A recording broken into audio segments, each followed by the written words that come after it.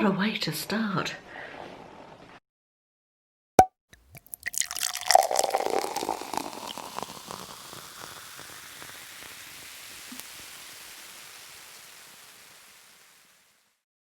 Good morning, thanks very much for joining me. I hope everybody's well today. Today I have got part 2 of my mini series, my mini 2-part series of working on board a cruise ship. I said I would come back and do a second part when I did the first part. If you haven't seen the first part and you're interested, I will link it up here for you. But basically I said I would come back and do a second part talking more about the places I travelled to. However, there was quite a lot of questions on the first video in the comments, so I thought I would put them all together and answer them at the beginning of this, interspersed with some photos like I did before, and then move on to photos and a little bit of chat about the various places that I travelled to. So without further ado, let's get into it. And the first question I was asked was it my first job and what made me apply for it? And then I was also asked, how did I find the job and what were the qualifications? So I'll sort of answer that all as one. It wasn't my first job. It was my second permanent full-time job. My first full-time job was as a conference and banqueting coordinator stroke secretary stroke admin person in a 5-star hotel in South Devon in the UK. I did that for about a year before I decided that I wanted to spread my wings and travel a bit. And I originally thought I would like to be a long-haul air stewardess, and I applied to do that to a couple of airlines, in fact more than a couple of airlines. I had an interview with British Airways, which was a group interview where you had to stand up and talk in front of a lot of people, and I was incredibly nervous. I'm not good at doing that, and I absolutely messed up the interview so badly. When I think back to it, I absolutely cringe. I was really not equipped to handle that sort of interview at all. I also had an interview with, needless to say, I didn't get the job with British Airways. I also had an interview with Gulf Air, which is a Middle Eastern airline, I think based in Dubai, or was it somewhere else back then? I can't remember anyway, but it meant you would have had to go and live in the Middle East somewhere. And that was an easier interview. I didn't get that job either, but looking back, I'm actually quite happy that I didn't get those jobs. And I think it was my mother that actually suggested that I apply to work on cruise ships. We used to have a neighbour across the road who worked for P&O on board cruise ships. He was a first officer at that time, I think, when I was a kid, and became a captain later, worked his way up through the ranks and became a captain. And by the time I wanted to, they weren't our neighbours anymore, they used to live across the road from us, but my mother was sort of still vaguely in touch with them, and she got in touch with him and asked him how I would go about applying for a job with P&O, and he gave me the address to apply to and the name of the person who I had to apply to. And I wrote to them, and I had 2 interviews. I think, did I have 2 interviews? Yeah, I think I did. Not group interviews, just by myself with different people. I had to go to Southampton for the interviews, and then I got the job. So that was quite exciting. That was how I got it. And they sometimes needed, let's say, some encouragement to work a little bit harder. So sometimes I would talk to them in Spanish a little bit to encourage them to go on with their work. But other than that, I didn't use my languages at all. But the other thing that was really useful to have was experience in the hospitality industry, and particularly hotels.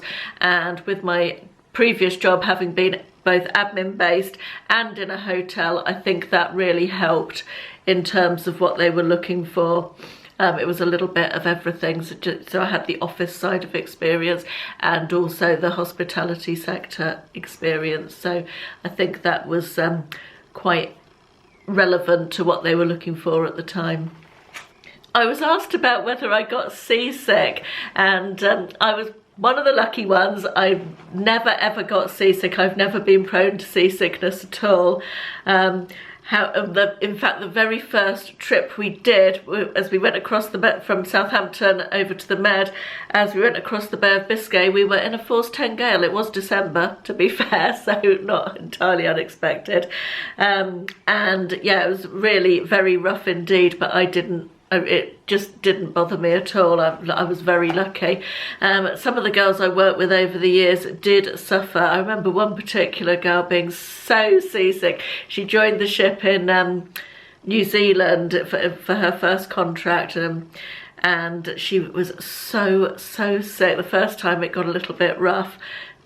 She was really quite poorly. She had to go and get a seasickness injection, and of course you can't really take time off on board a ship. You haven't got extra staff to cover other people being sick, so she had to soldier on through it pretty much. I think she was allowed to go and sleep it off for a couple of hours, but then she was back in the office, and I did feel for her. But she always, throughout her whole seagoing career, I think she stayed for 3 or 4 contracts, and she was always prone to seasickness, but it got better. She would take pills if she knew it was going to be rough, and she never got as ill as she did that very first time. So I think you do kind of get used to it, but if you have it very badly, you are prone to it when it's rough to not feel at your best, I think. But I was lucky, I never did suffer at all, so that was good. I was asked how well I got on with my colleagues. I think it's like in any job at all. There are some people you gel with and get on really well with, and there's other people you don't get on with so well. But you do form a very quick, very strong bond at the time, because you're living and working with the same people day in, day out, in some cases sharing a cabin with them. As I said in the last video, I didn't share a cabin. I was lucky enough to have my own cabin. But yeah, you are working very closely with the same people day in, day out. And I have kept in touch with a few people over the year. One of my colleagues at sea, who became a friend, was actually my bridesmaid, one of my bridesmaids when I got married.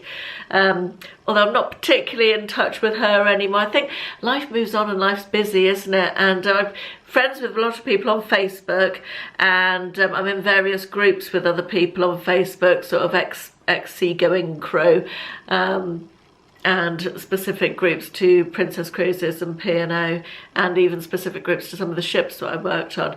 So that's nice, and there's quite a lot of chat in there, so that's a nice way of keeping in touch. That's one of the plus sides of social media, I guess, so that is really nice. But I haven't seen anybody I worked on the ships with for a long time now, but they do have reunions occasionally, maybe one day, you never know. I was also asked if I ever got homesick. I didn't really get homesick. I think I'd already lived away from home. I'd been away, I left home when I was 16. I went away to Spain for the whole summer for 3 or 4 months to live there and work there. And then immediately after my A-levels, I went off to Polytechnic University, as you call it now. So I'd lived away from home, and then I moved down to Devon after that. So I hadn't been living at home for quite a long time, several years by the time I went to sea. So I didn't get particularly homesick. I missed things, not for people, not for family. It was always nice to come home. You look forward to going home at the end of the contract for a break, to see your family, all that sort of thing. But other than that, no, I didn't get homesick at all, really. One of the other questions I was asked was, were we allowed alcohol on party nights? I think the rules have changed a lot in the 25 years since I left the ships. In fact, is it 30 years now? I think, yes, it is 30 years, because when I dug out the photos for the last video, I think I started 31 years ago, and finished 23 years ago or something. No, 20, I don't know, anyway, I started 31 years ago. And when I dug out the photos for the last video, I put a picture of myself and Sam, who was my bridesmaid, on Facebook, and tagged her and said, "Can you believe this is 31 years ago?" It was an absolute shocker, you know. Where do those years go? They just go so quickly, don't they? What was I talking about? I can't even remember. Oh, alcohol on party nights, yes. we were allowed to drink in those days. There was, as long as you could turn up for work the next day and do your job, there was pretty much no limit on drinking. I believe it has changed quite considerably now. We drank a lot in those days. We partied hard. We worked bloody hard and we partied hard as well. And yes, that there was alcohol. A lot. I remember some absolutely ferocious hangovers, that's for sure. Now, another question I was asked, I'm glad I was asked this question because I hadn't really thought about telling you guys about this, but it's actually quite an interesting one. Well, did I have any real life disaster stories? When I thought about it, I actually do. I have a couple. When we were in Alaska on the Island Princess in, I think it was 1991, this would have been, summer season up in Alaska, we managed to have a crash with another ship. There's a lot of cruise ships up in Alaska and you have to manoeuvre quite carefully, and I think I didn't see it happen obviously, but two ships were coming into the berths at the same time, one a lot bigger than us, and somehow it went into the side of our ship, quite a long way up. I've got a couple of photocopies of newspaper articles at the time. I will include them here so you can see. It's not brilliant quality, but I will include them here so you can see them. And it caused a lot of damage, a great big hole in the side of the ship halfway up. One gentleman was injured. He was in his bathroom in his cabin at the time, and the wall was stoved in. It was about I can't remember how long it was, but it went quite a long way along, and it was 3 decks worth of damage. The sort of promenade deck, the main passenger deck with all the public rooms in, and then one below and one above with cabins, I think, or was it 2 below? I can't remember exactly, but it was a nasty old gash, a big hole in the side of the ship, and we were lucky that nobody was injured more seriously or indeed even died. I actually can't remember. We took the passengers off. I can't remember if they had to go off. It was at Skagway, I think, in Alaska, which is a very small town. I've got a feeling that maybe we sailed back to Vancouver with some of the passengers on, although I don't know. So the passengers had to get off, obviously, and we sailed the ship. The next cruise, but that cruise was cancelled from then, and the following cruise was also cancelled, and we sailed down to Seattle to have repairs done to the ship, which for the crew was a bit of a bonus. We had no passengers, we had some time off in Seattle with no work to do. That was nice. Unfortunately for me, I remember that as a bit of a miserable time because I was on nights, I was working nights, and I would start work at 9 o'clock at night and finish at 7 in the morning, and everybody else would be not everybody else, because obviously there were some others of us on nights as well, but very, very few, and I missed out on all the evenings out ashore, which was sad. Got to go out in the day, but wasn't quite the same. I'm having some nights out because you don't often get overnights. It's quite a rare thing to get overnights in ports, even less so now, I believe. I don't know if that's because of the cost of berthing a ship or being in port, but I believe that's the case. But yeah, I remember feeling quite alone and a bit fed up during those times, not being able to go out with everybody else. Being on nights is not something I enjoyed. I wouldn't want to do nights again, I have to say. So that was my first disaster story. My second I'm not sure if it's a disaster, but we got caught up in a typhoon in the South Pacific. I've got a couple of photographs of just, it's difficult to tell how bad it was, but it was, looking back, I was surprised I wasn't more scared than I was. I think when you're 21, 22, you just think you're invincible, don't you? And you don't have that same sort of fear of something happening to you that you do when you get a little bit older. And it was so rough. I was used to rough seas anyway, but it was a smallish ship, the Island Princess, and we're in these incredibly rough seas, and because the seas were so rough, we couldn't really go at our normal speed. I can't remember exactly where we were, but it was somewhere down in that sort of South Pacific type area, and it was just it went on for felt like it went on for days, and it was so rough. And I remember waking up one night in my cabin and the ship was listing over to the side, you know, and the store's going backwards and forwards, and it went so far over to one side that I couldn't imagine how it was going to come back up again.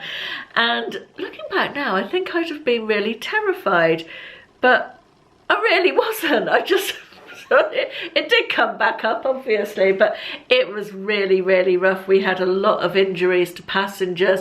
It was quite a long cruise, and we had quite a lot of elderly. With the longer cruises you tend to get more elderly people on, but yeah, a lot of injuries to passengers, and there was actually some damage to the ship. Not major damage, not as bad as when we had the accident up in Alaska, but it was a scary time, and it took us far longer to get from wherever it was we were going from and to get to the next place. So we had to change the itinerary a bit, and yeah, it was quite a scary time. My final, it's not a disaster story, but it's quite funny, is when I was on the Canberra, we were leaving Southampton. We'd just finished a cruise, and we were going down to Bremerhaven in Germany for a dry dock for the annual refurbishment and work on the ship. So we were sailing out of Southampton down to Bremerhaven with no passengers on, and then we were going to be down in Bremerhaven for about a week. And this is something that only ever happened when I was on board once, but was a fairly regular thing, as I understand it, within the industry. And we left Southampton. A lot of the crew had got off. I was working in the crew office at the time, and I was sitting in there with my colleague Tracy, and we were finishing off paperwork, and the door to our office burst open. We'd just left Southampton, we were sailing up Southampton water. Door to our office burst open, and this guy, head to toe in black, toting a big bloody gun, machine gun or whatever, balaclava, leapt into the room. I mean, nowadays I'd have had a bloody heart attack, and looked around the room with his gun and went again. We're like, what the? What it was the Special Boat Service, which is a division of our Navy, Royal Navy, were doing a drill on board. They'd been parachuted onto the ship to do a drill, some sort of drill of, you know, an exercise. I can't even remember exactly what it was for, but none of the crew had been told, or very few of the crew had been told, that this was happening, so that people's reactions would be real. Well, never jumped so much in my life. It was quite the experience that was. And the sort of subsequent story to that is that all the SBS guys, Special Boat Service guys, then stayed on overnight and got off when we got to Bremerhaven the next day. But we had quite the night, quite the exciting party night with no passengers on board, and lots of hunky Royal Navy guys, Special Boat Service people. And we obviously no passengers, so that we could use the public rooms, and it was a jolly good fun time had by all that night. But yeah, that was an experience that I would want to repeat these days. I'm not sure my heart would be up to it. Future editing Caroline here. I've just got to the end of what you've just seen, and it's 19 minutes long already. So I think what I'm going to do is call this a video, leave this one here, and then do a part 3 with my travels and the places I went. Otherwise it's going to be super long, so I don't want to inflict more on or add too much onto this one and take up more of your time. So I'm going to finish this one off here. I hope you enjoyed it. I've enjoyed reminiscing and thinking back to all those happy times, and I will do a part 3 with talking about the places I travelled to in another few weeks, so look out for that one if you're interested in that. In the meantime, thanks very much for watching, and I'll see you in the next one. Bye bye.